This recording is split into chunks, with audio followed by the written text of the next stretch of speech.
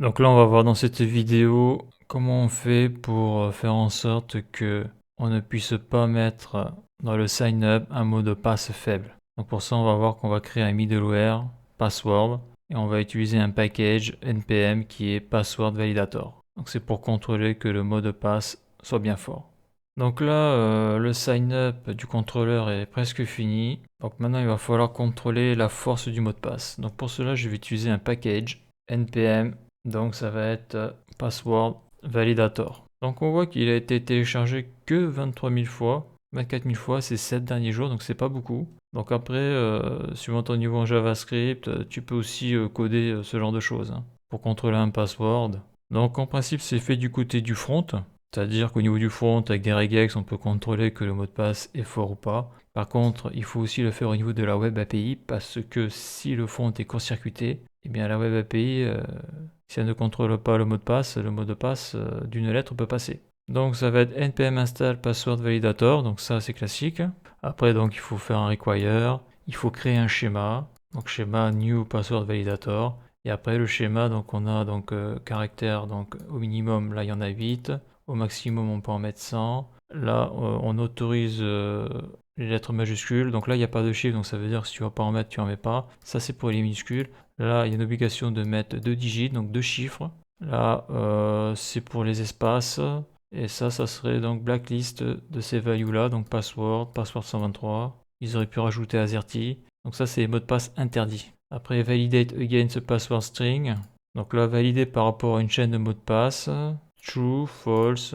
Et là qu'est-ce que l'on a là? Obtenir une liste complète des règles qui ont échoué. Donc ça c'est pour savoir ce qui manque, en tout cas pourquoi le mot de passe a été rejeté. Donc voilà. Donc là la documentation elle est ici. Il y a un wiki. Voilà, on est sur GitHub. Ok, donc là en plus tu peux consulter le code source de password validator si tu veux. Donc déjà je peux faire un npm install -save password validator. Là je me mets sur le package.json, je vais faire entrer, est-ce que ça fonctionne? Ça a l'air de charger. Voilà, donc là maintenant il est ici. Donc après, le code que l'on a vu précédemment, il va falloir que je le mette dans un middleware ici. Pourquoi? Parce que le but, ça va être que lorsque la requête va venir là sur la route, là, au niveau du sign up, ici, là, je vais mettre un middleware que je vais appeler, d'ailleurs, je vais le faire maintenant, pass, je vais pas le faire maintenant, sinon je vais avoir une erreur, mais que je vais appeler comme ça la password.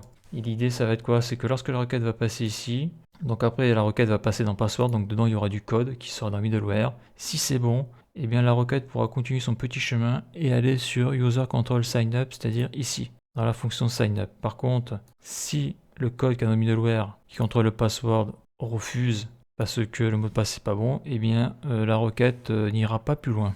Voilà, donc là on va avoir notre premier middleware spécialisé. Donc là pour le moment je laisse ça comme ça. Pourquoi? Parce que si je fais npm run start, là pour le moment il y a tout qui fonctionne. Donc ça j'y touche pas. Voilà. Donc là je vais créer un middleware password. Donc là je vais créer le fichier password.js.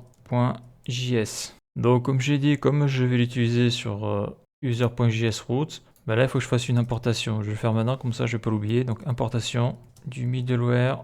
Donc là je le marque, à la limite ça sert à rien, bon je le fais pour la vidéo. Parce que là après je vais faire const password égale donc require les doubles quotes et après je vais faire donc là je suis ici, il faut que j'aille là, donc il faut que je fasse point point pour revenir à la racine. Après je tape middleware, voilà.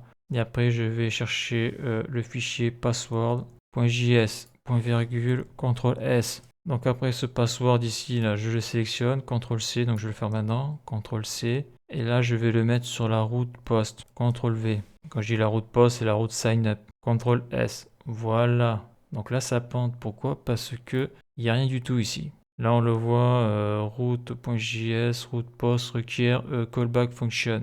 Eh ouais. Et oui, il faut une fonction là. Donc là, la requête arrive ici. Donc avant d'aller dans usercontrol.signup, donc c'est-à-dire ici, là-haut, là, elle doit aller dans password. Et password, c'est ici. Et ici, pour le moment, il n'y a rien. Donc d'après ce que l'on a pu voir sur la page npm, il faut faire l'importation de password validator. Donc const password validator. Voilà. Et là, je fais le require. Donc fonction require égale password validator. Donc ça, c'est bon. Donc après, il faut faire la création du schéma. Donc ça va être, là je vais mettre un let. Faut que je peux mettre un const, je verrai bien. Password schéma égale new password validator. Donc là, je copie ce qu'il y a sur le NPM, hein, sur la documentation NPM. Voilà. Donc là, j'ai fait ça. J'ai fait ça. Maintenant, il faut que je tape tout ça là. Donc là, ce que je vais faire, ben, je vais faire un CTRL-C. Hein, ça sera plus simple hein, parce qu'il y a beaucoup à taper là. Je me mets ici CTRL-V. Donc là, par contre, schéma, ça veut rien dire. Donc je vais plutôt mettre password schéma. Hein, c'est moi qui décide. Le nom. Après, là, je vais marquer donc le schéma que doit respecter le mot de passe. Donc là, je vais peut-être mettre 5 caractères. Je vais limiter à 10. Voilà, donc ça après, c'est vrai que je pourrais rajouter le terme AZERTY, ce genre de choses. Mais bon, dans AZERTY, il n'y a pas de chiffre, donc si tu mets AZERTY tout court, ça devrait pas être bon. Donc là, si je fais un CTRL-S, il y a toujours des erreurs. Donc là, je vais faire, par contre, je vais faire un CTRL-C pour arrêter le serveur. Là, j'ai envie de mettre un console log pour voir ce qu'il y a dedans. Password schéma, CTRL-C, CTRL-V, point virgule, CTRL-C, CTRL-V. Voilà, là, je mets double quote et là, je vais écrire contenu, password schéma, CTRL-S. Donc là, si je fais node et le nom du fichier, donc middleware slash password.js entrée. Donc voilà ce qu'il y a dedans. Donc properties, méthode, donc c'est des méthodes. Voilà, c'est intéressant de voir comment c'est structuré. Donc ça c'est fait, donc ça à la limite je peux, ouais je vais le laisser, ouais. Donc après il faut faire vérification, c'est là où ça se complique, vérification de la qualité du password par rapport au schéma. Donc là, faut toujours faire un module export, hein, ça il n'y a pas photo, égal, et c'est là où ça change. Donc on a déjà fait un module export ici, là par exemple on avait fait un module export router. Ici on avait fait, donc là on n'avait pas fait un module export parce que là on exportait juste, si on faisait un export.signup, donc on exportait la fonction. Là on a fait un module export égale app. Donc ici là la différence c'est que là on va exporter, donc là on va y mettre une fonction de callback, comme ça. Donc comme j'ai dit, hein, le code arrive ici, quoi, la requête arrive ici, elle passe dans password, donc ça passe ici. Donc après, ben, ça suit de haut en bas. Hein, et quand ça arrive ici, là, bien là, il me faut la request pour qu'elle soit contrôlée. Je vais mettre la réponse. Et pour passer au middleware suivant, quand ça sera fini, quand le code sera exécuté ici, ben, il faudra passer au middleware suivant grâce à next. Donc, la question va être si, on va mettre un if. Donc si on va mettre un if, ben, ici après on va mettre un else. Donc là, ce que l'on va faire, c'est que là, ce que l'on va contrôler là, c'est si le mot de passe est faux. Pourquoi? Parce que comme ça, on peut retourner un message qui va être le mot de passe n'est pas assez fort. Donc, ça va être password schéma, donc c'est ça là, le password schéma, et on va utiliser la méthode. La méthode, c'est validate. .validate. Donc, qu'est-ce qu'on veut valider? Ben, on veut valider le rec_body.password. Comme on l'avait vu, hein, le mot de passe, il est dedans là, rec.body.password. Car là, pour le moment, le mot de passe est en clair. Il n'a pas été encore chiffré par le sign-up, donc le contrôleur users qui envoie donc le password sur la base de données. Donc là, il est toujours en clair, donc on peut encore le lire. Donc là, comme c'est écrit, c'est si le mot de passe est bon, alors ce code-là va être exécuté. Sinon, c'est ce code-là qui va être exécuté. Donc à la limite, je peux l'écrire comme ça. Ça sera plus logique, on va tester. Donc si mon mot de passe est bon, c'est-à-dire s'il est fort, je return, mais je fais next. Ça semble logique. Par contre, s'il n'est pas assez fort, je return donc un res.status. Donc le code erreur, je mets 400, il y a une erreur. .json, donc dedans je vais mettre un message. Donc error, le mot de passe n'est pas assez fort. Donc ça je vais l'enlever. D'ailleurs c'est pas comme ça que je vais l'écrire, je vais y mettre des backticks, Alt GR7. Pourquoi? Parce qu'on va le voir après. Parce que bon, le mot de passe n'est pas assez fort, c'est bon de le savoir, mais après ce qui est intéressant de savoir c'est pourquoi. Donc pourquoi le mot de passe n'est pas assez fort? Donc ça après on l'a vu dans la documentation. J'y retourne. Donc get a full list of rules which failed. Donc donner la liste complète des règles qui ont échoué. Donc là on voit qu'il faut faire un point validate. Donc là le jog je m'en fous moi. Parce que moi c'est mon mot de passe qu'il va y avoir ici. Et après c'est list true. Donc je vais sélectionner ça. Là je mets ça comme ça, comme ça. Je mets ça comme ça. Donc là c'est pas jog, c'est reg.boyer pas password. Parce que c'est là-dedans qu'il y a le mot de passe. CTRL V. Et après le schéma c'est password schéma. CTRL C. Je mets comme ça CTRL V. Donc est-ce que c'est bon ça? D'ailleurs je vais faire plutôt res.status et comme ça, CTRL S, CTRL S. Donc je regarde si c'est bon, password validate. Bon on va voir si ça marche pas je ferai d'une autre manière. Donc view terminal. npm run start. Ça marche. Ok, donc là, pour voir si ça fonctionne vraiment, je vais prendre Postman. Donc là, je vais changer le mail. Test 5, je vais envoyer juste une lettre. J'envoie send. Qu'est-ce que ça fait? Error, le mot de passe n'est pas assez fort. Donc là, on voit max, uppercase, digit. Donc je vais mettre AZERTY. Voilà, donc là, si j'envoie ça, le mot de passe n'est pas assez fort. Max, uppercase. Donc le max, j'ai mis combien? J'ai mis 5, il me semble. 5. Donc là, voyons, je vais mettre des chiffres. Send. Le mot de passe n'est pas assez fort. Ok. Donc déjà, je vais regarder sur la base de données s'il m'a pas rajouté des trucs. Donc là, pour le moment, on voit qu'il a rien rajouté, donc ça n'a pas été pris en compte. Donc si je fais AZERTY 12, ça marche pas. Par contre, si je mets 2 majuscules, bon, je vais faire AZERTY parce qu'il demandait donc des majuscules et des digits. Là, je fais send et ça ne fonctionne pas alors que ça devrait marcher.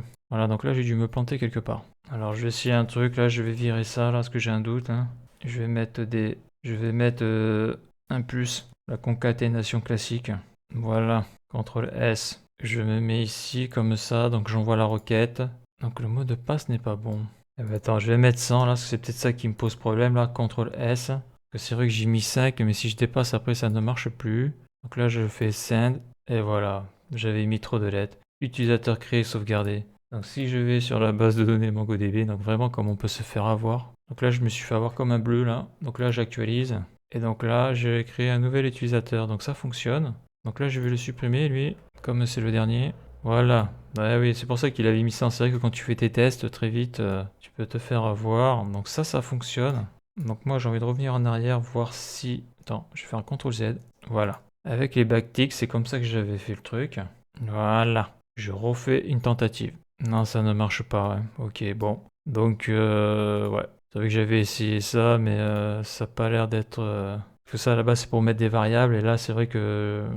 Il y a un petit peu trop de trucs, là. Donc, j'ai essayé, mais c'est pas bon, là. Donc, je vais faire CTRL Maj Z. Pour revenir, je continue. Et voilà. Encore un coup. Encore. Et voilà. Donc là, j'ai fait CTRL Maj Z.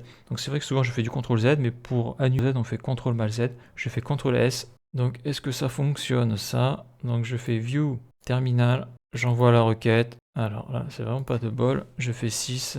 Entrée. Ok, ouais. D'accord. Le problème, il est là. D'ailleurs, il me le dit là. Il me dit le mot de passe n'est pas assez fort max. Donc, soit il y en a trop. Uppercase et digit. Donc là, j'ai mis 100 pour pas être emmerdé là. Là, je fais renvoyer. Et là, ça marche. Et ouais, j'ai pas contrôlé ça. Je recommence mon truc. Donc, il faut savoir être, je vais pas dire borné, mais voilà, backticks, c'est bon. Et ouais, là, je me suis fait avoir. Là, je vais mettre 100 ici, là. CTRL S. Est-ce que ça marche? Là, je vais faire le 7 parce qu'il a été utilisé le 6. Donc, je fais send. Et ouais, ça fonctionne. Ouais. Voilà, ça marche. Donc, on a vu 2 écritures possibles. On a vu l'écriture avec les backticks, ce qu'il y a ici, et puis l'écriture avec la concaténation. Et je me suis fait avoir parce que j'avais mis 10. Et c'est vrai que bon, le message d'erreur est en anglais, il te marque max, mais bon, voilà quoi. Parce que dans la liste trou, en tout cas, ça prend les trucs en anglais quoi. Donc, bah ça, c'est bon signe. Donc ça, c'est bien, ça c'est fait. Par contre, j'actualise la base de MongoDB. Donc là, j'en ai 3. Il va falloir que je supprime les 2 derniers. Voilà. Donc ça a bien été écrit sur la base de données.